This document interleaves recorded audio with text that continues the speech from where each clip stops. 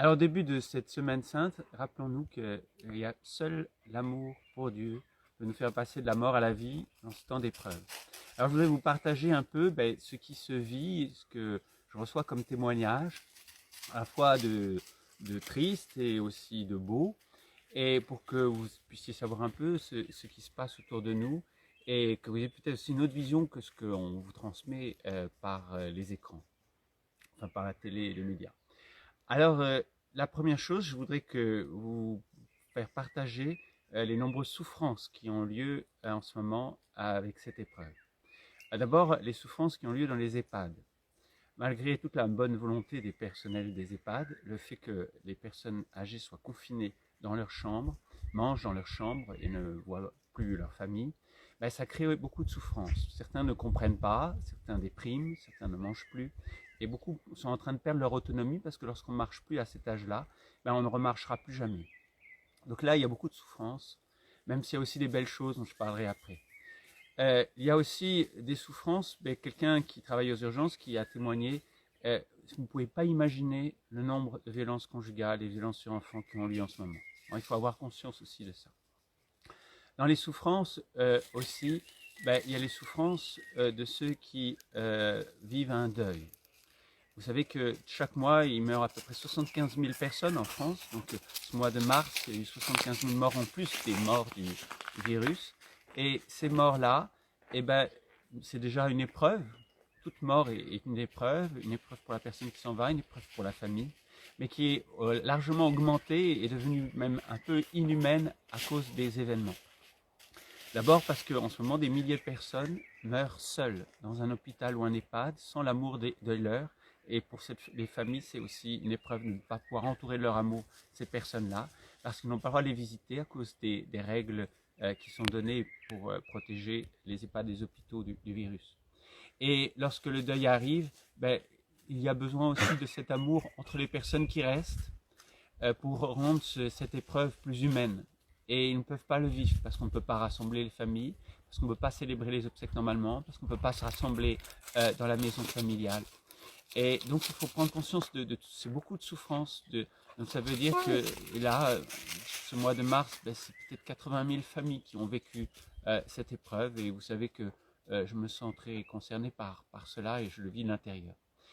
Après, il y a aussi d'autres épreuves de personnes, bien sûr, qui sont angoissées, de personnes seules, certaines personnes familles qui souffrent beaucoup parce qu'elles vivent dans un petit appartement et avec les enfants, et c'est devenu, au bout de bientôt 3 semaines, une épreuve psychologique et physique qui devient très très dure. Donc d'ailleurs, j'invite à ceux qui vivent dans des villas avec du terrain à ne pas juger les autres qui ont peut-être des difficultés à vivre le confinement dans toutes les règles, parce que vous ne vivez pas la même chose que les autres. Peut-être vous ne vous rendez pas compte de la souffrance qui existe autour de vous. Comme d'habitude, dans toutes les épreuves, c'est les plus pauvres qui souffrent davantage que ceux qui ont plus de moyens. Alors je pense qu'il faut être attentif à ça. Les pauvres souffrent en ce moment. Alors, il y a aussi d'autres choses qui sont un peu tristes. Quand un gendarme m'explique, vous savez comment ça se passait au temps de la Gestapo? Il y avait tellement de dénonciations anonymes que la Gestapo se contentait d'en tirer 1 sur 10. Et un gendarme me dit, mais on a l'impression d'être revenu au temps de la Gestapo. On reçoit chaque jour des dénonciations anonymes avec des photos où chacun dénonce son voisin. C'est très malsain ça lorsqu'on veut limiter la liberté des autres. Si on a peur, on reste chez soi, on n'a pas à dénoncer. Vous voyez, il se réveille parfois dans les épreuves des réflexes malsains qui font un peu penser à des périodes sombres. Alors après, il y a aussi les belles choses qui se passent autour de nous. Alors, les belles choses qui se passent autour de nous, justement dans les EHPAD, et par exemple à Saint-Thomas, chez nous, il n'y a aucun personnel absent. Ils sont tous là, plus que d'habitude. Et ils travaillent plus que d'habitude puisque les contraintes font qu'il y a plus de travail. Et ils ont fait l'effort de pouvoir promener tout le monde dans le jardin. Et il y a donc des belles choses qui se passent. Et Mère Christine, que vous connaissez, fait l'admiration du personnel de Saint-Thomas par son dévouement auprès des personnes qui sont là-bas. Et je sais que c'est vrai aussi dans les autres EHPAD que nous avons chez nous, qui pour l'instant ont été épargnés complètement par le virus. Il y a aussi des personnes, des mères de famille qui se portent volontaires pour aller soigner dans les hôpitaux, des mères de famille infirmières pour aller soigner ceux qui sont atteints du virus. Il y a des belles générosités qui se font. Beaucoup de gens qui continuent de travailler. J'ai rencontré ceux des pompes funèbres qui continuent de prendre leur travail pour accompagner les défunts. Et il y a ceux qui travaillent dans les services municipaux, ceux qui travaillent pour faire fonctionner les supermarchés. Et oui, c'est chaque jour des gens qui acceptent d'être là, sans lesquels on ne pourrait pas vivre. Ceux qui continuent de ramasser les poubelles, de nettoyer les rues, de faire vivre notre pays pour tous ceux qui sont confinés. Il y a aussi des belles choses qui se passent dans certaines familles qui témoignent que malgré l'épreuve, voilà, il y a eu des frères et sœurs qui se sont plus unis, des moments de famille forts qui se vivent. Et puis il y a aussi des belles fruits spirituels à travers cette épreuve. Certains qui prient davantage, certains qui se rendent compte de ce qui est superficiel, de ce qui l'est moins, certains qui se recentrent et qui revivent une vie intérieure plus forte. Et ça, c'est des belles choses et des beaux fruits qui sont en train de se produire.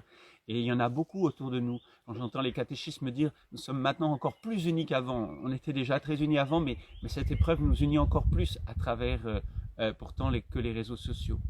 Et il y a beaucoup de belles choses qui se passent et ça, il faut s'en réjouir. Et je voudrais finir en vous faisant participer à une belle chose qui me concerne plus directement. Je veux vous remercier profondément de prier pour ma mère et pour ma famille. Et vous êtes en train d'obtenir le début d'un miracle qui reste à confirmer.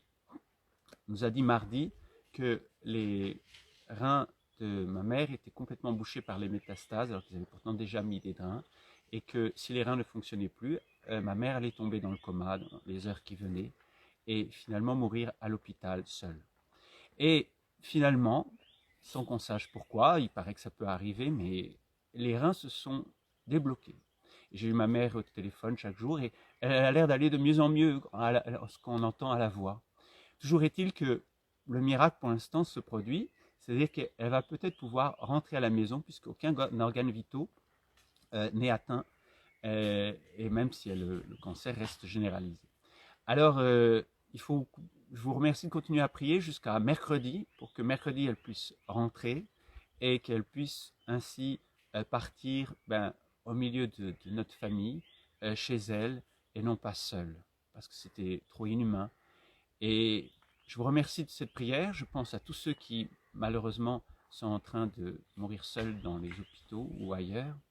Mais voilà, merci parce que si on arrivait à obtenir ce miracle, qu'elle puisse entrer, ce sera très très beau pour elle et pour ma famille.